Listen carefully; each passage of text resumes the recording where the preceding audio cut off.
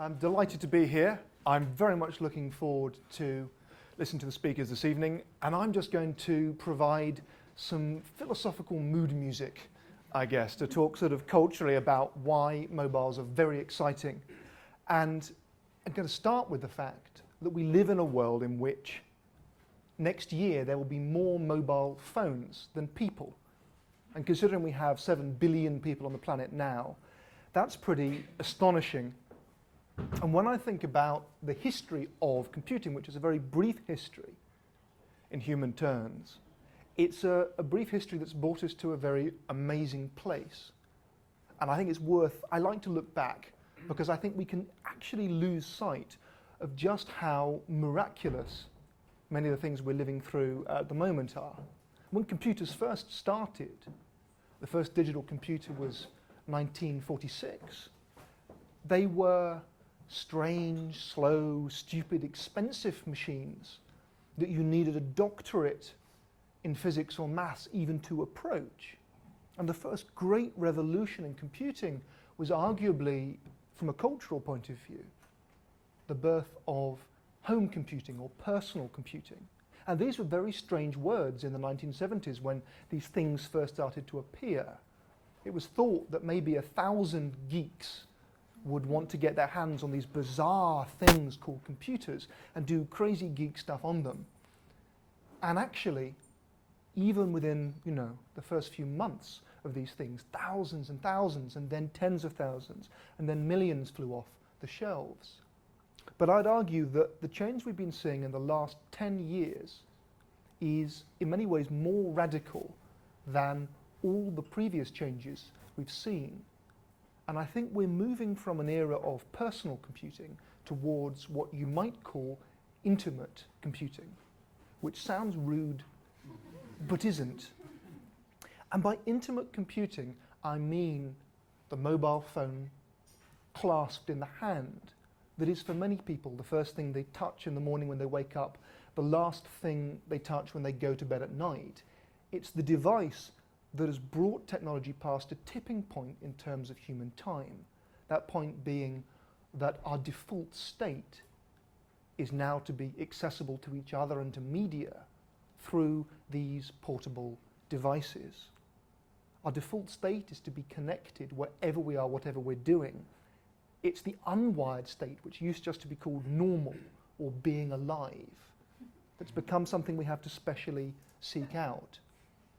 And this is an inclusive revolution, perhaps unlike computing and unlike the internet when it was big wires. Big wires are expensive, but mobile phone masts aren't. We have more mobile phones now in sub-Saharan Africa than in Europe. We have the world's population coming on board. So these are generic thoughts, but I have a few specific thoughts, because partly what's exciting about this is for me the shedding of certain illusions. Now, I was growing up, I was a teenager in the 1990s, and in popular culture, a certain kind of fear and feeling about technology recurred again and again. Really bad films like The Lawnmower Man, I don't know if anyone remembers that atrocity. Really good films like The Matrix. They shared an old fear that what technology was going to do was turn us into like brains in vats. It was going to isolate us from each other. And this was a fear really bred and conditioned by television and by the historical fact that screens were big, heavy, extensive, static things. And it looked like the future was people sitting around in rooms like this but with nobody else in, gazing, drooling at screens, possibly while wearing haptic gloves. And this was obviously really bad.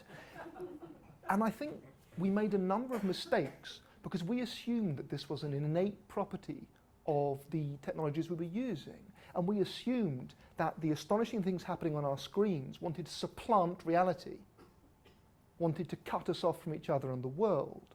And the author David Foster Wallace summed some of this feeling up in a beautiful phrase in one of his essays from the early 1990s, when he said, when we're watching television, no matter what we think we're doing, what we are literally doing is hanging out with furniture. We're chilling out with a glorified sofa. And we assumed this was inevitable, almost subliminally, but we are now learning it's not. And the great gift and the great temptation and the great opportunity of the mobile screen, of the tablet screen, of the phablet screen, that most dreadful word, dreadful, is that it offers the screen to us as an extension and an augmentation of our lives, as something we bring as human beings with bodies into the world, into places with other people. And that's a huge challenge, because technology, broadly speaking, in its short history, has not been designed for human beings with bodies, for human beings in real places. It's been designed as if we were a pair of eyeballs and two sets of fingers tapping away and the rest can just be forgotten. It's been almost implicitly anti-human.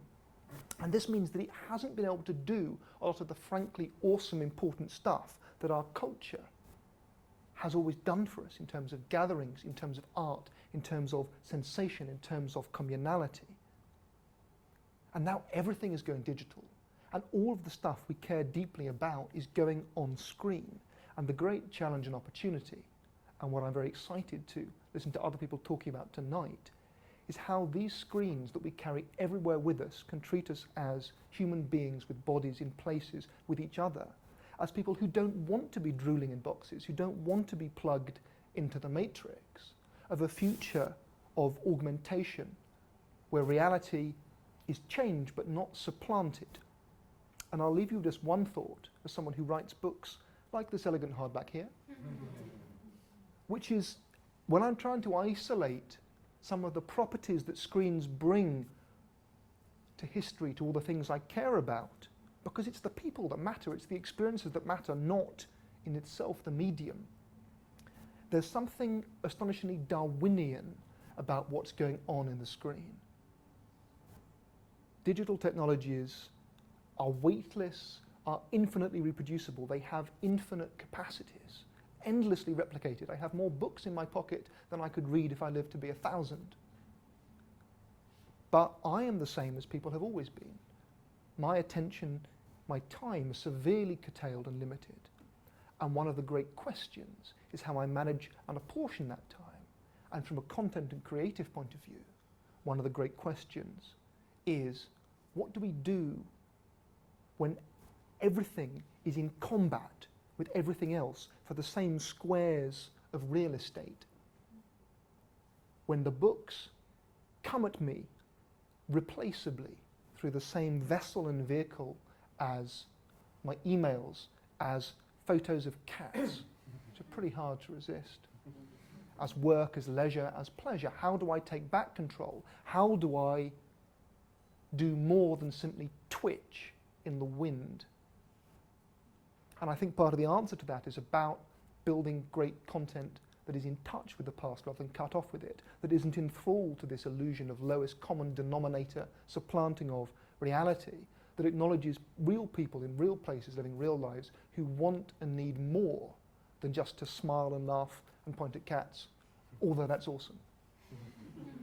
And so I think the revolution is beginning with mobile, and people throw around the word revolution, but I really do mean it in this case. And I hope you enjoy the evening, and I look forward to it very much. Thank you.